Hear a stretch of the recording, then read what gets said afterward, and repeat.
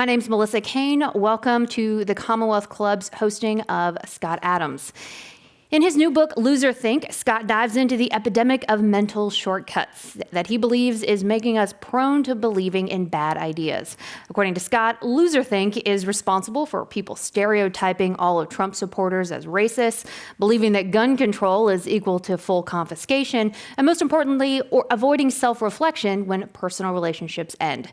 We're very excited to have him here with us tonight to discuss his new book, Loser Think, and whatever else you guys would like to ask him. He has told me nothing is off limits, so there you go. Ladies and gentlemen, please welcome Scott Adams.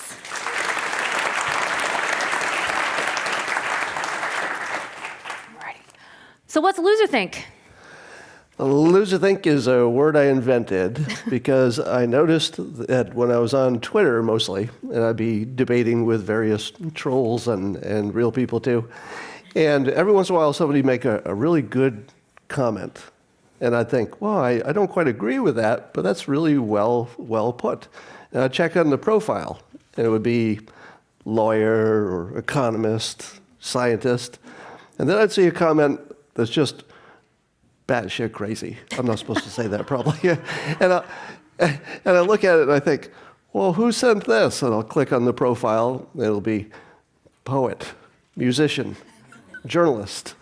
And I'm thinking to myself, is that a coincidence? Or is there something about your experience in different fields that teaches you how to think?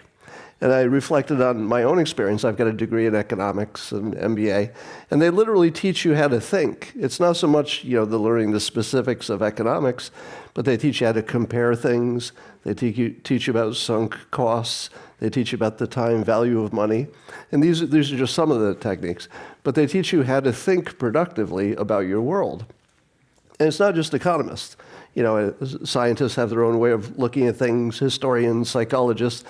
And for some weird reason, I've had experience in all of those fields. I'm a trained hypnotist. And please don't. And I worked in corporate America for 16 years at a whole variety of jobs, from strategy to marketing to technology. So just by chance, I've experienced a lot of domains. And you pick up, how do they think in those domains? And I thought, a lot of people just haven't been exposed to them. So I thought I'd write a book and fill in your gaps if you have any. Well, yeah, are you making the case here for generalists? And if you are, for people who are sort of multidisciplinary, and if you are, is it just the non-humanities? Well, it's not even learning the depth of those fields. So I can teach you how an economist thinks I'll give you an example. So this is how easy it is. If you've never heard of the concept, raise your hand. Have you ever heard of the concept of sunk costs? Raise your hand. Maybe less than half. Every Giants fan. Right. So sunk cost refers to the idea that if you've already spent your money on something, let's say you've invested it, that you shouldn't look to that to make your next decision. In other words, you should say, that money's gone. I can't get it back. There's nothing I can do in the future that will change the fact that it's gone. It's sunk. So if you make your decision based on the money you've already spent, which people do, and they say, I've already put X dollars into this, I don't want to waste it, so I'd better double down and keep investing. Now, that feels like common sense, but the first time you hear that you can't change the past, you say, oh yeah, that's sunk, that's gone. I'll just make my decision as if I were starting today, and I'd never even heard of that other stuff. So that's how easy you can learn it. You don't need to be an economist. You just have to hear some of these things once, and it becomes part of your thinking. Well, so you call it Loser Think because you really write that you want to stay away from calling people names. And you actually wrote a line that I underlined. It said, calling people stupid will not make them smart. And I thought, pithy and true. But you said Loser Think because you said you wrote Loser Think because you want to address the behavior and not demonize the person. And so can you talk about the use of labels and how that's one method of Loser Think? So one of the things I learned doing the Dilbert comic is that mockery is incredibly powerful. And people would say to me, I can't tell you how many people have said this, lots of people over the years, they would write to me an email and say, we were going to do this certain policy at work, but we saw a comic of yours mocking it, so we decided not to, because nobody wants to do the thing that's already been pre-mocked. It's like you don't even have to wait. I mocked you in advance. You don't even have to wait. No waiting. So, and in fact, even Elon Musk, when he was writing a memo to his employees telling them how he wanted them to behave, what the culture should be like, one of his tips was to not do anything, policy-wise, that would make it into a Dilbert comic. Now, the power of that is that he didn't have to explain what that meant, because everybody who's familiar with the word Dilbert and the comic, they can kind of, you know one when you see him, right? It's like, that's a Dilbert situation there. So I use that same technique by coming up with a word, loserthink, that people can use and say, hey, that's loserthink. And specifically, here's a photo I took with my phone of the page of the book that explains it better than I can. So I give permission in the book to tweet down a page to people who have a gap in their thinking, and maybe it can be filled in. Now, of course, having a word like loserthink makes it easier to mock people, because nobody wants to hear, hey, that's loserthink. As I was just checking my Twitter feed before I came in here, and I saw lots of people who read the book accusing other people of loserthink, and I thought, it's already working. It's already working. Hashtag loserthink. So I'm using mockery in its most productive way to mock people into more productive thinking. But do you think that the people who really need this book are going to buy it, or are you just counting on like holiday sales for people to buy it for them? Well, when you name a book Loserthink, you're pretty much guaranteeing somebody's going to give it to their relatives for the holidays. Because the beauty is, it feels like a gift, but you're not really sure. It's like, hey, Uncle Bob, I got you this book. Loserthink. You'll learn about other people. So one of the chapters that you write talks about mind reading. And honestly, pun intended, you read my mind with it, because it's one of the most frustrating things that I see out on the internets are people who are sort of trying to assert that they know what's in your soul, what's in your mind, what's in somebody else's heart. Yeah, and here's another example where I tried to name it. Now, mind reading, of course, is already a word, but applying it in this way gives it a little extra power. If you look in the news, you'll see the pundits jabbering, one side or the other, and quite often their jabbering is about an assumption about what a stranger is thinking. What were their real motives? What's the real reason you're doing this? Now, sometimes they're right. Sometimes it's obvious stuff. Political stuff's usually pretty obvious. But there's so many times that you couldn't possibly know what this stranger is thinking. And as evidence that you're not good at mind reading, I give you every relationship you've ever been in. Because there's probably somebody sitting right next to you who in the last 24 hours assumed you were mad when you weren't, assumed that you were hungry when you weren't, assumed that you were, happy when you weren't. My husband is in the front row. Be careful, sir. All except you. So mind reading is something that I call out, and by giving it a word, putting it in a book called Loserthink, it allows people to say, oh yeah, that's a bad thing. And weirdly enough, it was so pervasive, I don't know if I've ever heard a single person ever call it out. Like, no, you're imagining you could read somebody's mind. But the moment it's called out, it becomes sort of part of the conversation, and then you're going to start spotting it. Wait till you see what happens in the coming weeks. You're going to start seeing mind reading all over the place, and you're going to say, I guess I saw it before, but like it crystallized because somebody talked about it as a word. Now it's a thing. Well, there are a lot of great concepts in the book, but there is something here where I really feel like you buried the lead. So in one part, you talk about the difference between coincidences and things that are actually anything you should take seriously. And so he's writing about his day, basically, and he's like talking about sort of all these things that are happening that appear to be magical. And I quote, a few days ago, I arranged my collection of flashlights. And I was like, you have a collection of flashlights? This book should be called I Have a Collection of Flashlights. Well, who doesn't have so a many collection questions. of flashlights? How do you have, how many do you have? Is there a community? I need to know. I really like flashlights. I confess that readily. And I had built a shrine to my flashlights in my man cave in my garage literally, I'd put them up on a board, and I'd make sure they all had fresh batteries and everything. And I'd never done that before, right? I always buy a flashlight whenever I see a new one. It's like, oh, that's a new one. And so I had my collection all there, and they were all fresh batteries, and I was so happy with it. And the first time ever that I've been living in my house, somebody ran into a power pole with an SUV and plunged my neighborhood into darkness. The same time that I'd built a shrine to flashlights. And so I said to myself, no problem, and went to my flashlights, and I was good. Pew, pew. It's just like, how many do you have? Well, I recycle and throw some out, so I have a good solid 25 that are the core collection. Are there antiques? Are there hard to find ones? Is there like a community where you're like, oh, that's that version. Oh, that's amazing. Well, that's a good idea. His next No, book. they're mostly plastic, Flashlight. and I just like how they look, and I don't know, I like flashlights. There's no explaining it. Okay, terrific. Now we know. Thank you. So you are not a fan of the press. Like as a member of the press, I was reading going, ow. You talk about it, but I think it's fair. I didn't name you. Some of the criticism, I know, not this time.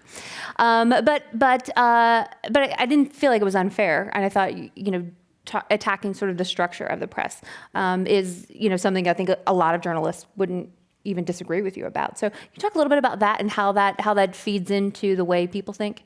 So I like to put it in the context of a small technological change that nobody noticed when it happened, which is the ability to measure with precision what people are clicking on, and even why in some cases. And once that was the case, once everybody could measure, these people click on this, these people click on that, it would have become obvious, as it did, that the things they want to click on are the crazy stuff. The things that make your hair catch on fire. It's like, I don't want to hear about the budget. I want to hear about impeachment. I want to hear about a plot to overthrow the government. I want to hear about some really good stuff. And so we're all elevated in our opinions because the news model is forcing us toward more provocative stuff. So where before they would have just said, well, here's the news. There's my news. Now it's replaced entertainment to a large extent. I'll bet some of you would relate to this. How many of you watch the news like entertainment? Like it's not even for the news anymore. It's for the laughs. You watch it like So many liars in here. Everybody's hand should be up. No, I'm kidding. Yeah, so that's the big problem. The big problem is that once you could measure stuff, there was no way that public companies that are beholden to stockholders could do anything but the things that get the most attention. There's no way you could ignore that. And so we had to get to this point once that small technological change happened. And that caused us to bifurcate into two complete, almost civilizations at this point. And we're in bubbles, and we don't really see what's happening in the other bubble because it looks crazy or insane or stupid, or maybe they're lying, and we can't quite tell. We know there's something wrong in that bubble, but it doesn't make sense, and we can't make any sense of it. And it's largely because people have become totally bifurcated in their news consumption. So conservatives are a little more likely, I think, statistically, to at least sample CNN once in a while because it's more pervasive. But people on the left typically are not even aware of the argument on the right. Or they might know one of them, but not the good one, for example. Not mine. Yeah. So that's part of the problem. But you do give some tips for how to get out of your bubble, sort of how to recognize if you're in one, and then how to communicate, how to... Yes, I recommend pharmaceuticals. No, not in the way you think. Not in the way you think. If you watch the news, as I do quite a bit, there are pharmaceutical commercials that come on. Now, if you make the mistake of actually listening to one, you're going to hear more problems than you knew that a human could have health-wise.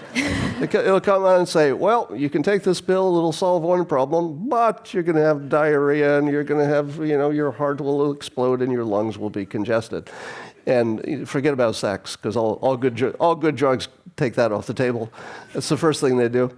So what I do is when there's a pharmaceutical commercial on, I say to myself, first of all, get this off of there, because I don't want to hear about all these problems, because I don't have those problems, but if I hear about them, I'm going to get them, you know? I'm going to get all those problems if I keep hearing about them. I'm going to be like, well, I think I do have a rash, as a matter of fact. So I'll run to change, or whatever, to change the channel as quickly as possible to the opposite. So if I'm on CNN, I'll go to Fox News and vice versa, because they both have pharmaceutical commercials. And in that way, I miss a lot of the ugly commercials, but I'm exposing myself to content on both sides. So I recommend that. You don't have to do it the way I do it, but if you're not sampling both sides, you really don't know what's going on, but you might think you do, and that's the most dangerous situation. Well, you tell a story about your dog Snickers that I think that really stayed with me, and it's a great anecdote. You write, I think my dog Snickers believes I'm an idiot because I don't take her outside to play when she is clearly communicating to me that it is time to do so. Snickers knows she is sending me the let's go outside signal, so she knows I see it. She knows I am physically able to go outside, so if I don't stop what I'm doing and take her out, does she think I'm stupid? And so you go on to say, sometimes you're Snickers and sometimes you're you in this scenario in a way that requires empathy and requires imagination to really think about where the other person is coming from. Yeah, so here's an example where being an artist or a creative person gives you maybe a little better vision on the world than perhaps the engineer or the scientist. So before, when I was saying different professions have different styles of thinking, it wasn't to insult one, because there's genius that goes across every kind of domain. But in this example, an artist or somebody who creates for a living might have a little more propensity to imagine there are other explanations for the facts. And the story I use in there is that my car is perpetually dirty. Now, if you saw my dirty car, you'd say to yourself, it's kind of an expensive car. He could probably afford to get it washed. He's a cartoonist. He's got a flexible schedule. He certainly could get it washed. So if he can afford it, he has the time, and it's never washed, he probably is saving water, or he cares about something, or he's blind. What's the reason? Now, the real reason is the one you would never imagine. In fact, you're all trying to think of it right now. You're thinking, what's the real reason? What's the real reason? Is he going to tell us? Yeah, I'm going to tell you. The real reason is I have an irrational fear of public instructions. Now, I don't know if any of you have this, but I don't want to be in public where anybody can see me, and I have to figure out the instructions while people are watching. And the problem is I'm too literal, because it'll be very clear, but for example, if, I use the example, if I go to a store and there'll be a sign that says, wait here, and then the cashier will say, next, come on up here. For a moment, I'll be stunned, because I'll be like, well, it says wait here, but you're saying go up. I don't know if you have that authority. Because did you make the sign? Is this your sign? Or is this your boss's sign? Because if it's your boss's sign, I'm waiting here. So I don't want to get in this car wash, get halfway in, end up turned sideways. They have to dismantle the car wash to free me. And the headlines are, idiot cartoonist destroys car wash. That's why my car is dirty. Did you guess that? Did anybody guess that? Anybody have that one? No. So the point is that you have to make assumptions to live, right? You can't live and operate in the world without continuously making assumptions, including assumptions about what people are thinking, no matter how poorly we do it. You have to do it to survive. But just be aware that just because you can't think of the other reason that these things could happen, especially if you're watching the news, that doesn't mean that the one reason given is the reason. In fact, I talk about the 48-hour rule, where you should just wait 48 hours when you see something in the news that makes your blood boil, and you think, how could that happen? How could that happen? And then 2 days later, the news says, well, that didn't actually happen. It seems we got that wrong. So just wait a couple days until the fog of war dissipates before you get too worked up about anything. Excellent. We have a number of questions from the audience, and so we're going to kind of ping back and forth between the book and some questions. But this is a great question. Why does Dogbert's tail always wag when he does evil? So the Dilbert characters are mostly versions of me. So you know how you have lots of different personalities that are sort of all inside you?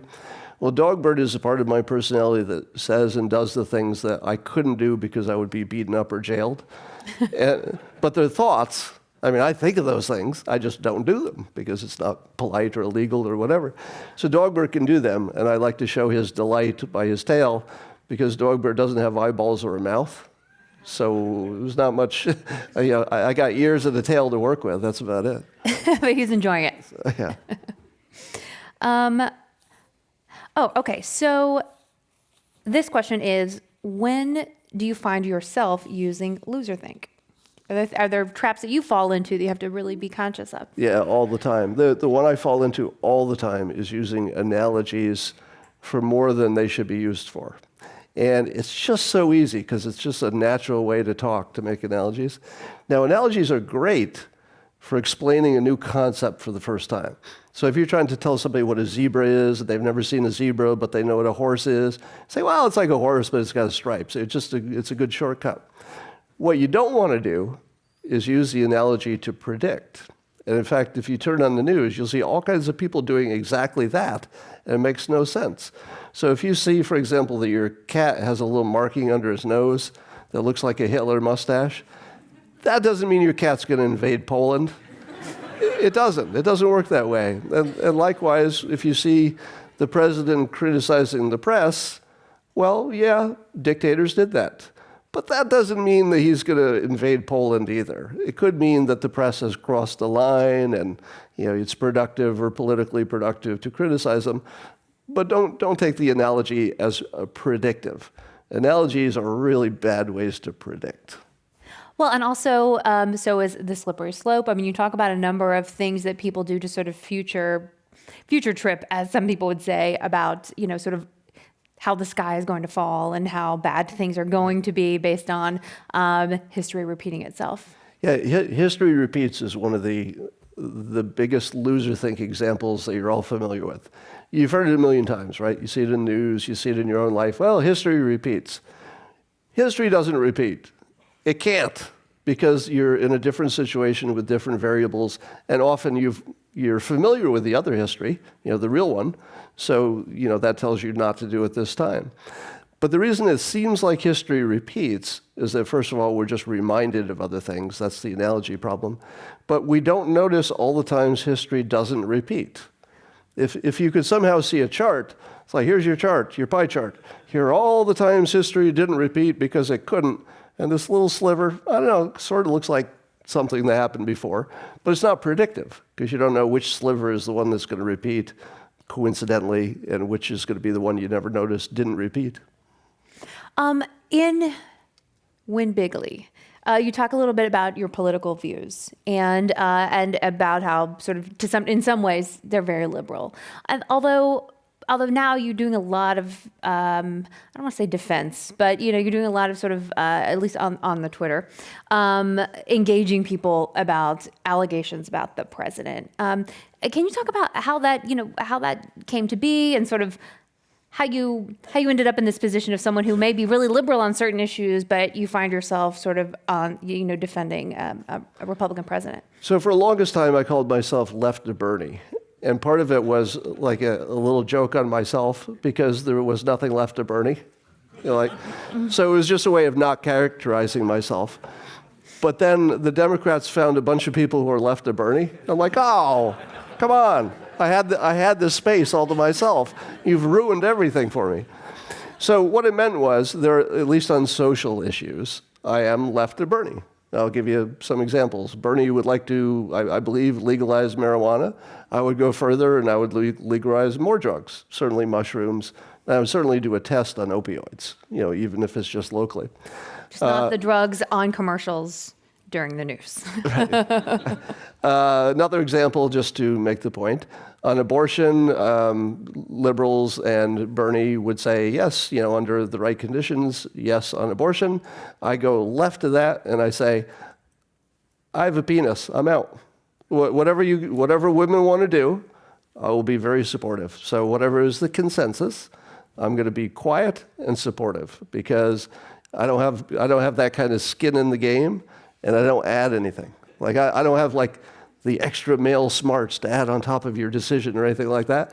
It's going to be exactly the same whether I have an opinion or not. So I think the most credible laws, and I like, when you have laws that people will kill over, I mean, literally, abortion, people will kill over their preferences for that. When it's that potentially destructive, you need a result, no matter which way it goes, that's credible.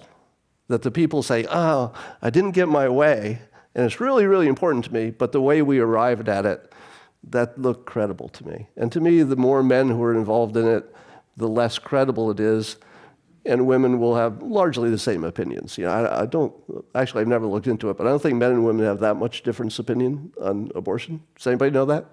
Are men and women about the same, roughly? All right, so I don't add anything, so I take myself out of that. Those are just two examples. So Donald Trump comes along. It was 2015, and I was just writing blog posts about whatever caught my attention. And I have a background as a trained hypnotist. And when I saw Trump, I said, hey, I recognize that technique. That's grade A, incredible persuasion. So I wrote a blog post and saying he was a clown genius. Instead of a clown, people were calling, hey, it's just a clown. I said, yeah, he's a clown, but why is it working, right? There's technique here, and you don't see it if you haven't had experience in that domain, back to the loser think example.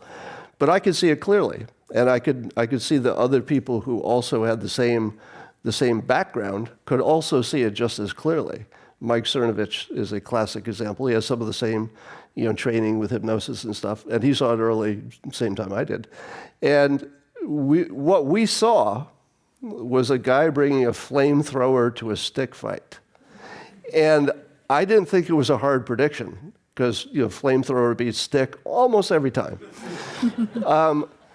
So by the time, and so I was just writing about his persuasion skill. It wasn't about Democrats, or it wasn't about anything except his persuasion. But you get pulled into it, and there was more demand. The first article was massively viral, and people wanted to interview me about it, and suddenly I got dragged in. Now, I will claim, I did get to meet the president a year ago. He invited me to the Oval Office. It was just the freakiest experience. Sitting in the Oval Office with the President of the United States on the other side of the Resolute desk, just chatting. There's no experience I'll ever have that will come close to how weird and cool that was. So here's Did you steal the soap? I did not steal the soap. That's disappointing. I would steal the There are soap. a lot of cameras in there.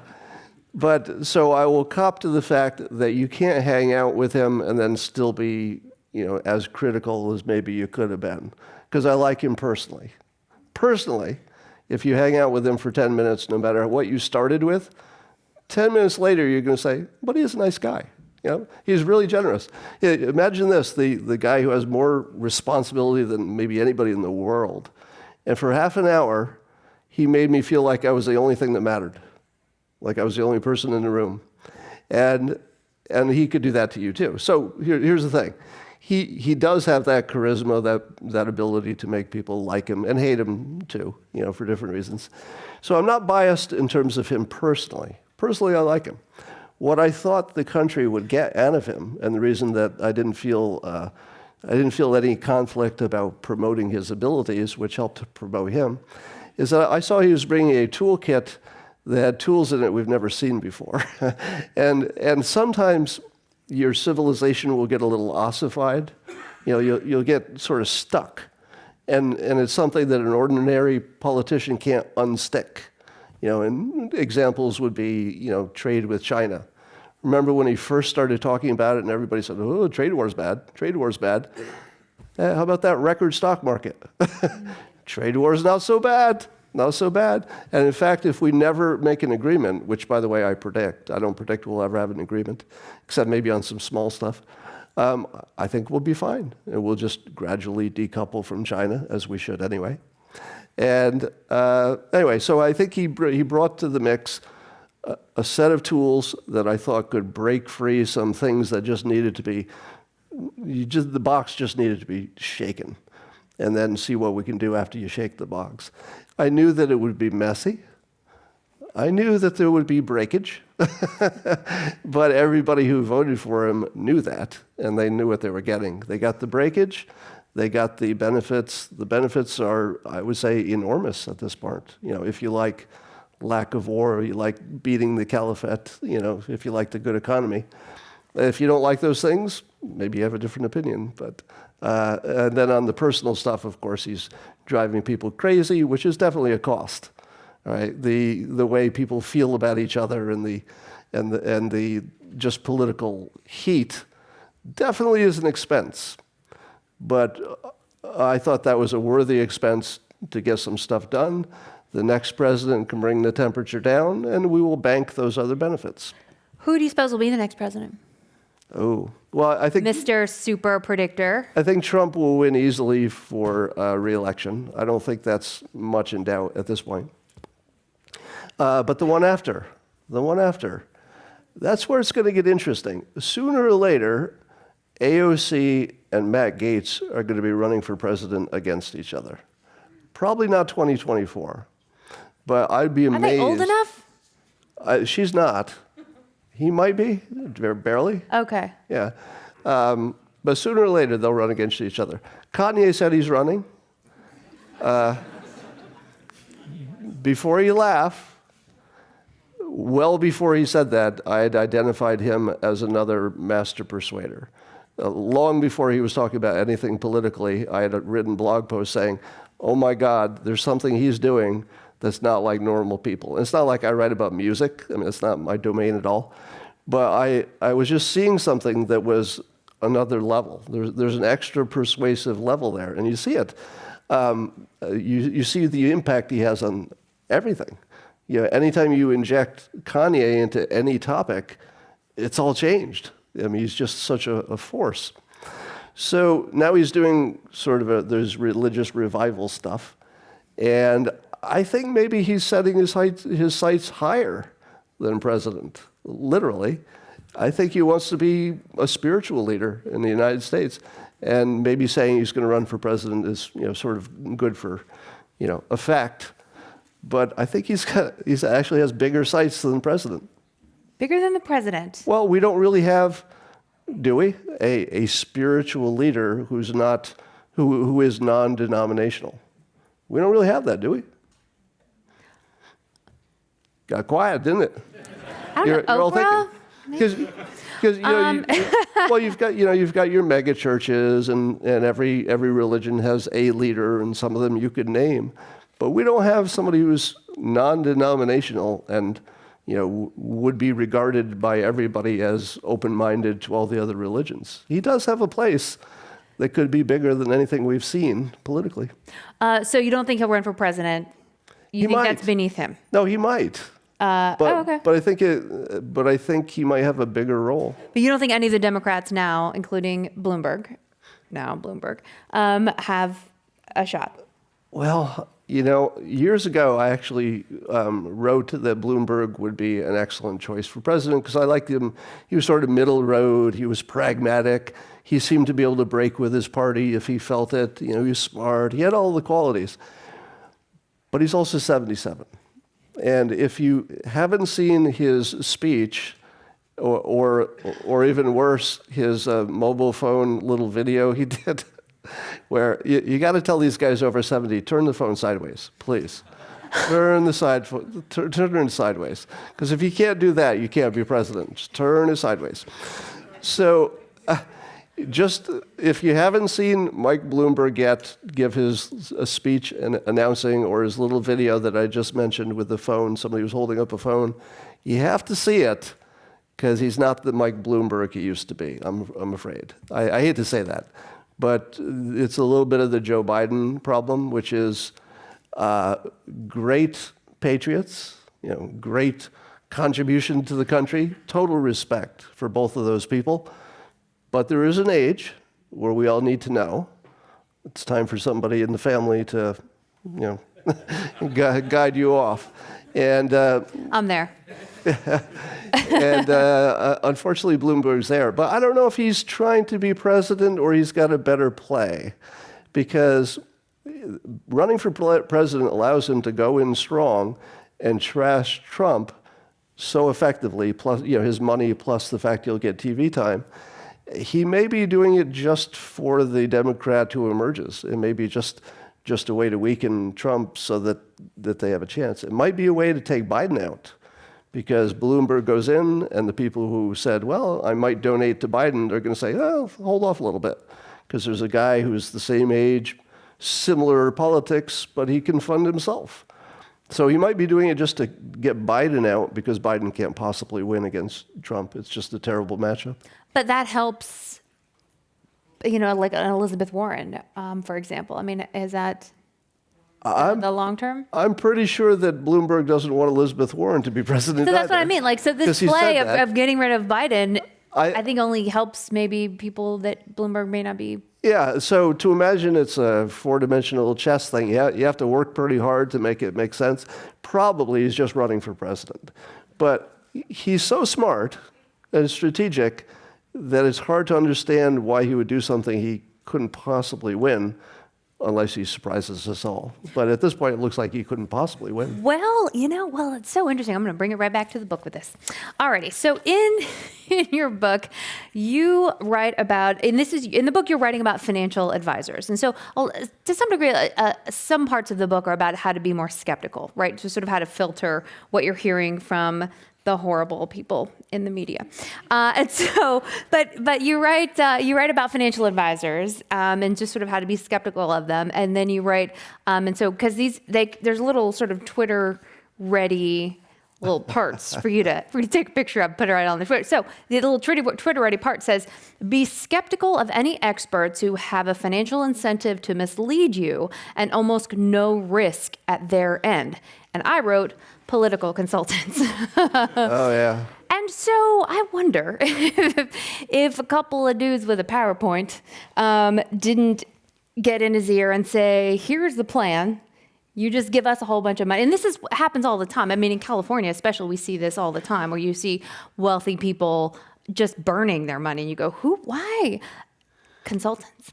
And so that may be part of it as well. Maybe somebody got in his ear and had the right chart to show him. That's actually one of the best hypotheses. I haven't heard that one before, but when you think it through, with a PowerPoint done. Yeah, when you think it through, how hard would it be for really persuasive consultants who know they get a big paycheck to convince a 77-year-old, yeah, this is your time?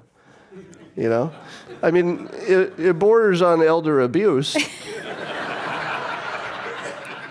But if they only get $1 billion out of him, he's still okay. He's still okay. He'll be okay. All right, some more audience questions here. Somebody wrote, please share any insights or opinions you have about thinkers such as Jordan Peterson, Jonathan Haidt, and Ken Wilber's integral theory. Well, that's a big question. Jordan Peterson, for a long time, I would ban people from mentioning him on my Periscope. And people thought, oh, you must dislike Jordan Peterson. No, it was because he was so popular, I was sick of hearing about him. People kept saying, well, what do you think of Jordan Peterson? I was like, banned. I'm sick of seeing it. But then I listened to him. So I was like, all right, I've heard his name 1 billion times. I'm so sick of it. And then I listened to a YouTube video. It doesn't matter which one, because they're all amazing. And I thought, wow, this is like powerful and different and important. Usually you don't go to YouTube to find something important, but I thought, this is way beyond just helpful. This is important. And so I got hooked, as many people do, so I started watching his content. And it was just so useful, and I don't even know how to explain it. It was just so different and fresh and useful, and it was changing people. You see people were changing. Now, you may know the story. He's checked himself in for rehab. So he apparently had some issues, got on some whatever, doesn't matter, but he checked himself in for rehab. I think he's still there, working through it. And I realized that on one side, you say to yourself, oh, you hate to see your heroes, go to rehab. But I have a different opinion about that, because he's a role model. And him going to rehab is one of the most important things that's ever happened in this country. And wait till he comes back. It's going to be awesome. The other people I don't know about. I never heard of those other guys. I think his religious videos, his videos about religion, are really interesting. If you're thinking about sort of who's our spiritual leader that sort of can traverse various faiths, it's a very sort of Campbell kind of way of pulling from all different strands and sort of bringing it together. But just to put a pin in that point, the fact that he has it so together in terms of how to live your life, but he still had to go to rehab, that's an important message. That the addiction thing is not about being smarter or clever or trying harder. The addiction's its own thing, and it can get anybody, and it's very important. Someone asks, you once had a fear of public speaking. How did you get over it?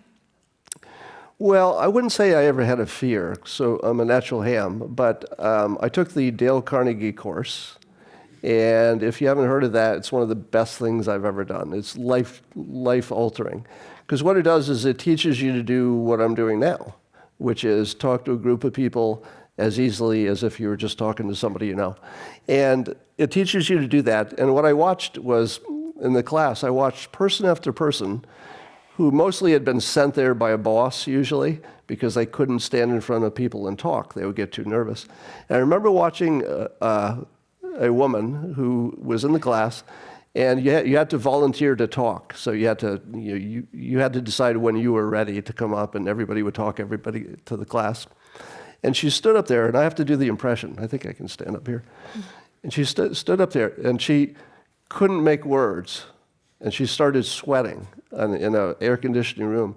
And I watched beads of sweat while she's standing in front of the room trying to talk. They're like running off her nose, down her chin, and actually fell on the carpet in front of a room like this. And she was afraid of public speaking, and that was her experience. Now, the thing you need to know about the class is that there was only one rule, that everybody gets complimented, and you never criticize anything. So nobody who speaks will ever hear a bad word about them. She goes back to her chair, completely defeated. We're in the audience, and we're dying. We're dying for her. And the instructor gets up, and he says, "Wow, that was brave." And it was true. That was true. Next time she came up, a little bit better. By the end of the class, she was a professional speaker because she lived through the worst and got a compliment. And got a lot of compliments because we all complimented her. So watching that transformation from nothing but positive words is just life-changing because you realize the power of a compliment to the point where my current philosophy is that if you withhold a compliment that you're thinking something good about somebody and you think, I don't need to say that. It's almost immoral. If you've got a compliment, just let it out. What a great point. Thank you. Thank you. I feel a lot better now. I'm letting it out. So actually, you do write about this in your book, so I want to sort of give you an opening to get to it. One person in the audience wrote, what are some go-to questions that you can use to challenge and broaden your colleagues' thinking? Go-to questions. All right, well, I use a technique called the magic question. When people are disagreeing with you, I have this experience. They think they're disagreeing with my opinion, but really they've formed a misleading opinion of my opinion, and they're really arguing the misleading thing, not my actual opinion. And if I try to correct it and say, oh, that's not my opinion, it's actually this, do they then argue your actual opinion? Never. No, they just turn that into a new wrong opinion so they can argue that one. So trying to get people to actually argue with my actual opinion has never worked in my entire life. But this technique I've tested, and it does work. It's the magic question. It goes like this. You say to the person who's arguing with you, tell me something that you think is true that you think I don't think is true. Just one thing you think is true that matters to this topic that you think I don't think is true. And they'll offer something, and you'll say, no, I agree with you. We both think that's true. And they'll try another one. When they get to about the third one, they usually disappear because they realize that they didn't even know what they were arguing about because you're agreeing on the central points. It seems I'm not on Twitter, but so I'm biased. But why do you argue with folks? Just that's it. That's the question. Just like what I mean, like Why? sometimes because it just seems so futile sometimes. I mean, you get in there and you're spending your energy to try and change people's minds, and it just seems like assuming it's a person and not like a bot, assuming it's a human, then there you are spending your time trying to change the opinions of like Red Hat 52, like somewhere. Sorry, Red Hat 52. I don't. Yeah. Well, I can only speak for myself there, which is I get benefits that the ordinary person doesn't get. Because, for one, people follow my Twitter, and they follow the comments as well. And because I'm a cartoonist, I have wittier comments than other people, because that's my job. And so sometimes I like being witty because it's part of the show. So if I can argue in a witty way, it's just entertaining. But I also am drawn to it. I love it, but it's also educational, because you can see, okay, what response did I get? You're learning what other people's arguments are, which strengthens your argument. So to me, it's just all good. But I have a very high tolerance for trolls and insults and a lot of personal insults. You get insulted a lot on Twitter, but I have a high tolerance for that. It doesn't bother me. So I can get most of the benefits because the bad parts, the trolly stuff, it just doesn't bother me. That's a superpower. That's amazing. Alrighty, so what is your advice to someone who is a conservative but who works in a liberal industry like entertainment, movies, or music? Is it possible to be openly conservative without ruining a person's career? No. But I'll give you some suggestions to make it go down better. Certainly, you probably want to keep the most provocative stuff to yourself. But if you're surrounded by people who disagree with you, try pacing. Pacing is a hypnosis trick. It's a salesperson trick, etc. And it means agreeing with people on all the things you can agree with, and even matching them in style. You might match their body language. You might match the way they speak. Anything you can match. Their breathing, you name it. As many things as you can match with somebody will make them feel more bonded and connected to you. They won't maybe think it in their head, but they'll feel it. This is a person who's like me in all these ways. So then, if you need to disagree, they're at least primed. You've set the table. This is someone who realizes that they've agreed with you on 10 things, or at least they're compatible on 10 things. So now you can introduce that 11th thing. But you don't want to walk right into the middle of it with your MAGA hat on and like, yeah, Trump. Don't play it that way. Yeah. This person writes, Dilbert is the only mailing list that I have been a subscriber for the last 10 years. Haven't all the characters learned from their mistakes over the years? If they did, I'd need a new job. So, yeah, the beauty of the Dilbert comic strip world is that the characters exist, so I don't have to think too hard. It's not like writing a new movie every day, because you've already got the characters. So I just take the topic and throw it into that world and say, well, that's something a lazy guy would respond to, Wall-E. So it's easier to write once you've got your characters set. Any situation works. Well, this person writes, which Dilbert character are you? Now, I think you've said that you're all of them, but is there one that you feel especially close to, maybe the main character? Well, originally Dilbert was based on me. So he had my lack of social graces, my nerdy interests. He was a single guy. I was a single guy at the time. So he was basically an extended version of me, except he was smarter, because he was an engineer. I'm not an engineer. And his body shape is actually based on a coworker. So there's... Do they know? Here's the fun part. He doesn't know. I've never told him.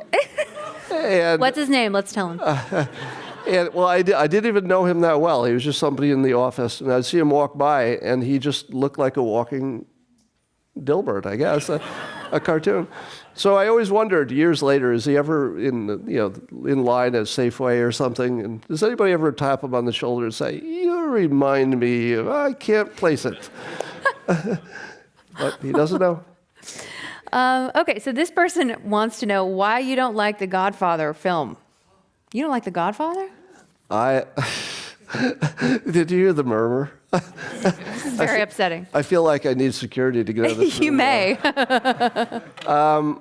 I will make a general statement that I can't watch movies at all anymore. I've completely given up on movies because my attention span has shrunk and shrunk and shrunk until it's Twitter-sized, And watching a 2.5-hour movie on anything is just painful now. It's like going to the dentist for me. It's like, they're moving so slowly.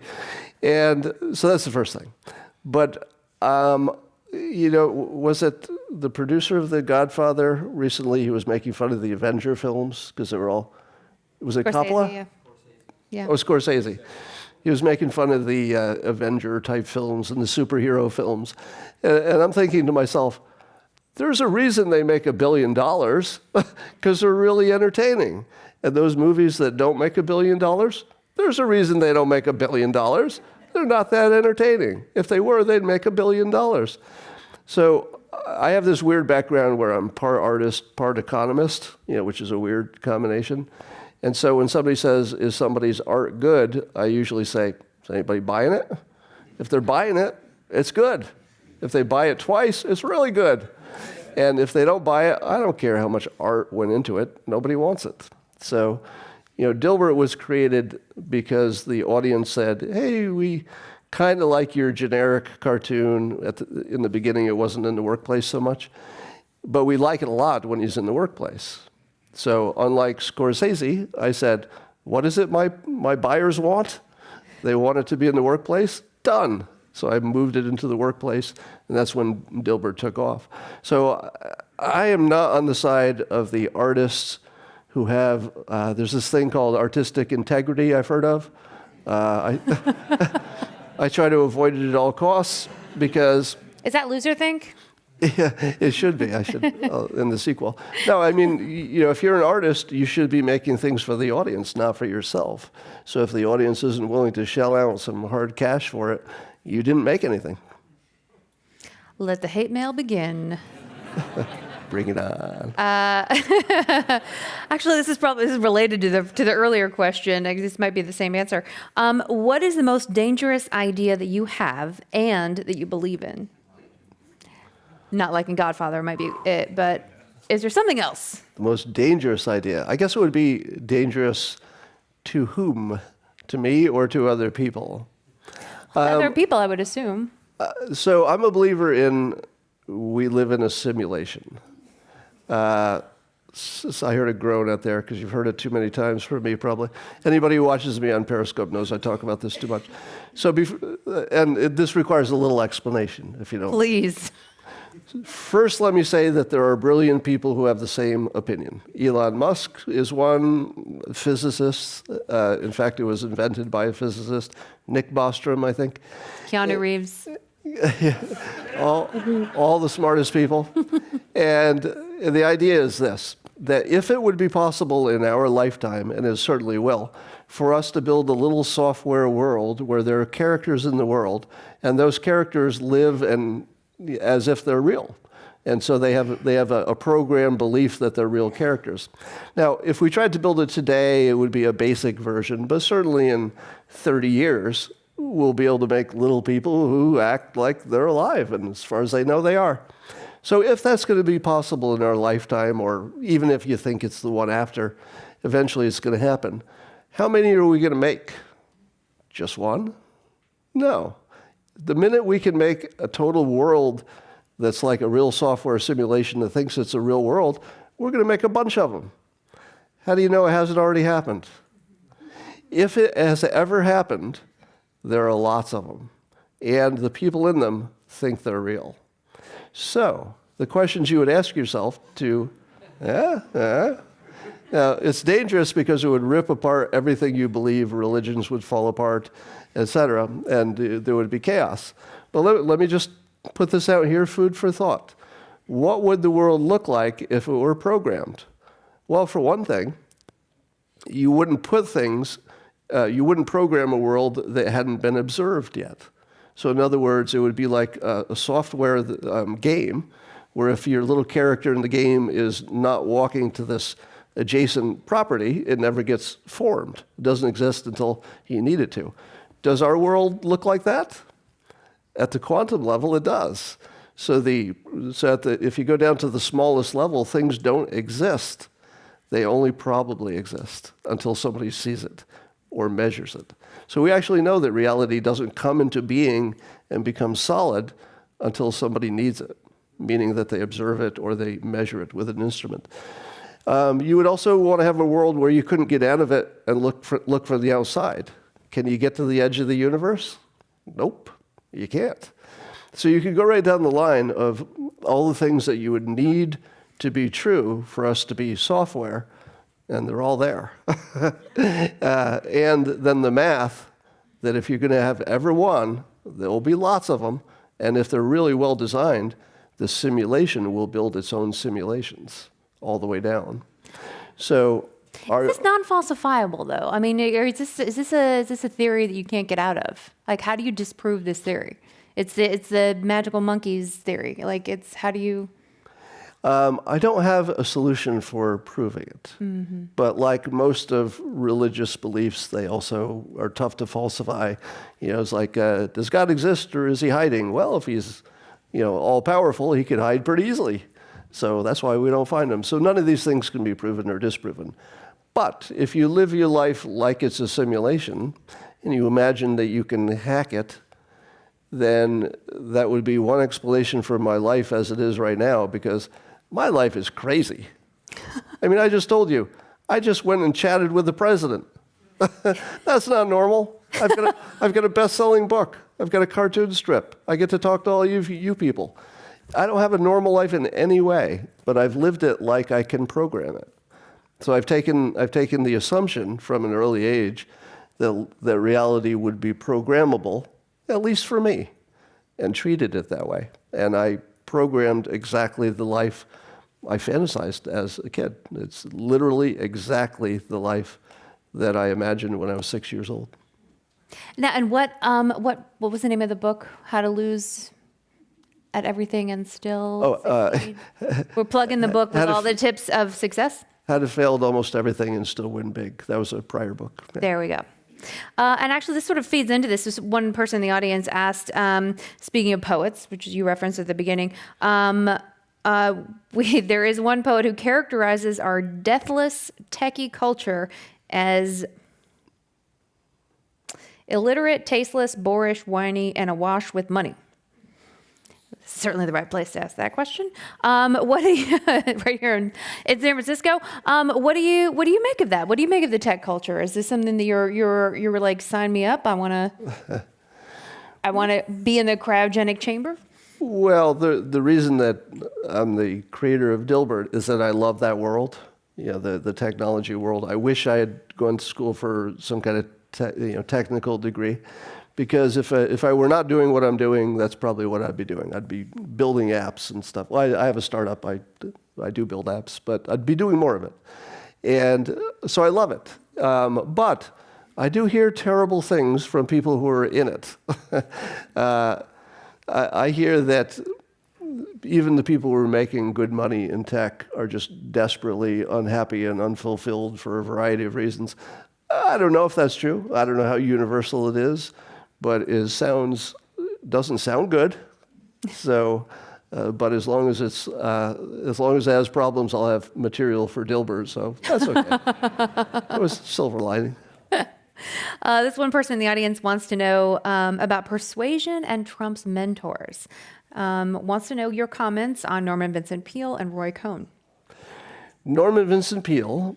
How many of you have heard the name Norman Vincent Peale? Show of hands. All right, maybe half or so. So when I was a kid, he was already well known as one of the most influential authors and writers about the power of positive thinking. In other words, the idea that you could program your simulation. He didn't use those words, but the idea that you could sort of program your reality, your life, by changing how you thought. And I was very influenced by that, and so was Donald Trump. In fact, Norman Vincent Peale was not only a massive, best-selling author, he was actually the Trump family pastor or minister, I forget which word it is, but that's who he would see in church. So he would go to church on Sunday and see the most influential person, maybe who ever lived in the United States. Tony Robbins would be maybe the new one. And so that's the influence he was getting every Sunday. And I asked him about that actually when I talked with him, and he went on about how amazing Norman Vincent Peale was. And Norman Vincent Peale was actually in his lifetime, accused of being a hypnotist because he was so influential. So we know that the president picked it up. He got it honestly from the best source ever. I would love to see a study of all the people who attended that church and compare them to the average. That would be interesting, because I could almost guarantee you that their life results are completely different than ordinary people. So that's one. Then the Roy Cohn thing, I don't know too much about Roy Cohn, except probably what you know, that he wasn't big on apologizing. He was attacked all the time, win, win, win. And you see all those qualities in Trump, but you also see the persuasion part of him. So he's got a lot going on there. You talk a lot in the book, just in the context of various kinds of arguments and ways to think about things about climate change. And sort of the folks here in Northern California, with wildfires, mudslides, there's a lot going on here. And so talk a little bit about your perspective on how people should think about climate change in a way that's not loser think. All right, so I'm not going to try to change any of your minds, so you're safe. Okay? So whatever you thought about climate change before, you're going to leave thinking the same thing. But all I talk about is a productive way to analyze it. If that causes you to change your own mind, then that's your business. But here are some insights on that. I think it's useful to break up the climate change conversation into its parts and give them different levels of credibility. So the central part is what the scientists are doing, which is the chemistry and the physics. If you add some CO2 to the air, does it get warmer? I'm pretty sure they got that right, because that seems really right in their strike zone, been repeated in laboratory tests, just in every way, that's solid. Now the question is, how quickly and how much does it matter? So then the scientists, as part of their persuasion, and scientists are not good at persuasion. This is a problem. They make these models. Now, are those models accurate? Well, nobody knows, and there's lots of debate, and there are different models, and there's a big range. And what happens to the models that didn't work? Do they keep them, or do they throw them away? Because if you have hundreds of models, and there are, and you throw away all the ones that didn't work this year, it will look to you exactly like your models work, but it's because you're throwing out the ones that aren't working. So there's a little bit of an illusion there. Now, is it true that the temperature is going up at a rate that we should be alarmed at? Probably. Probably the models are at least that good because we can measure the temperature, or we're getting better at it. Satellites are doing it now, et cetera. So we're probably reasonably solid, although we don't know, how quickly. Then there's a third part. Here's where it all goes to hell. Because the third part is the economics. Because to figure out how big a deal it is, it all comes down to money. If you have to move your beach house, that costs money. If you lose a job, that costs money. If your crops fail, it's money. So when they move it to the economics part, now you're in my domain. All right? I used to do financial projections for a living, and I know that they're all bogus. Every one I ever produced was no better than a guess. So once it gets to the economic part, what reliability should you put on that? Well, here's a little eye-opener for you. The UN said that over 80 years, if things go the way it's predicted, and so that's sort of a bad case scenario, if things go the way it's predicted at the end of 80 years, the UN, so this is an official prediction, says that the GDP could be as much as 10% lower. And I'm thinking to myself, Wow, 10%, that's trillions and trillions and trillions of dollars. And a 10% reduction in our economy today would be massively expensive and people would starve to death and it would be a really big deal. But I also have a degree in economics and I know how to look at these things. And when I saw it, I said, hey, in 80 years, our GDP will be 5 to 10 times bigger than it is now.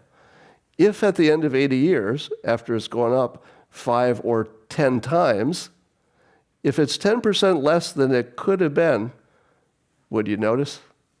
You wouldn't. You wouldn't even know the difference. You would think things are great. Fewer people would be in poverty, the food would be cheaper, the robots are scratching your back. I mean, it's going to be a wonderful world in 80 years. In the simulation, obviously. Now, keep in mind that that's the UN's dire bad case, I don't know if it's worst case, but it's their most likely bad case prediction, is that you're not even going to notice it. Now, until I told you that, did you realize that that's a complete phony number? Because the GDP will be so big that little 10% will be trivial. Now, is it accurate? Probably not, because I did financial projections for a living. We have no idea what the economics are. What company did you work for? They're all out of business. That's probably a coincidence.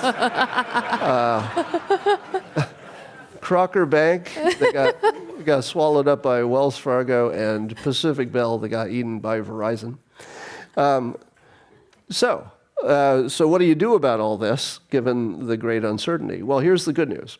There are already several startups that are building giant scrubbing machines that literally will pull the CO2 out of the air, and in several of those cases will turn it into products. One turns it into jet fuel because that's one of the things that's hard to make. It's hard to make an electric jet, so you're still going to need jet fuel. One makes it into plastic, some other things. Now, which one of those will be the winner? I don't know. Maybe none of them. But it's sort of like the PC industry in the beginning, where it was hard in the beginning to know which company would last. But you knew PCs and computers were going to last. So likewise with this CO2 scrubbing stuff, I don't know if any of these specific startups will last, but it's a thing. And it's going to be an industry, and it's going to be a big deal. And governments would presumably pay a lot for it if they thought there was a danger. Then you also have nuclear energy. If you're not up on nuclear power, let me give you the 60-second thing that you need to know. Your grandfather's nuclear power was a little more dangerous than it needed to be, and those versions of nuclear power are all of the meltdowns and problems you've ever heard of, from Fukushima to Chernobyl. Those are early versions of nuclear. We would never build any of those models today. Today, you would build what's called Generation 3. The number of Generation 3 reactors, there's lots of them in the world, that have ever had a nuclear incident is 0. None. It's literally the safest technology for energy ever created, because even every other form of energy is killing people. People are literally falling off roofs, installing solar power. Like literally, more people have died from solar power. More people have died from putting up a windmill than have died from all of the Generation 3 nuclear power plants in the world. And here's the better part. There's a Generation 4 coming. Generation 4 is backed by people like Bill Gates. He's put a ton of money into it. There's a company called TerraPower, and there's several of these, right? So this is just one of them. One of the things that their technology can do, Generation 4, it can eat existing nuclear waste as its fuel. It actually reduces nuclear waste in the world. And you can put it right next to an old plant and have it eat all the nuclear waste until the old one closes. And it's built so if everything goes wrong, it just turns off. So the current versions, you have to feed energy in it to keep it from melting down.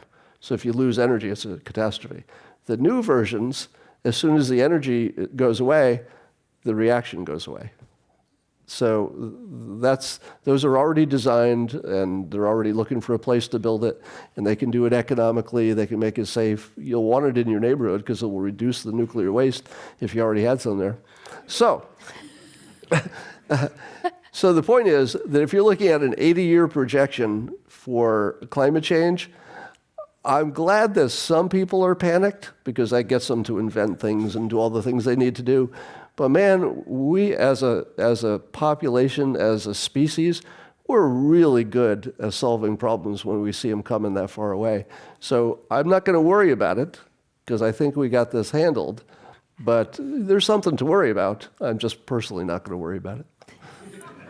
On that optimistic note, we want to thank very much Scott Adams, the Dilbert creator and author of the new book, Loser Think. We want to thank him for joining us today. Copies of Loser Think are available for purchase just outside this room, and Scott will be taking photos here on stage in just a few minutes. Please form an orderly line on the left side over there. I'm Melissa Kane on behalf of myself and Scott Adams and the Commonwealth Club. Thank you, everyone, for joining us. Thank you.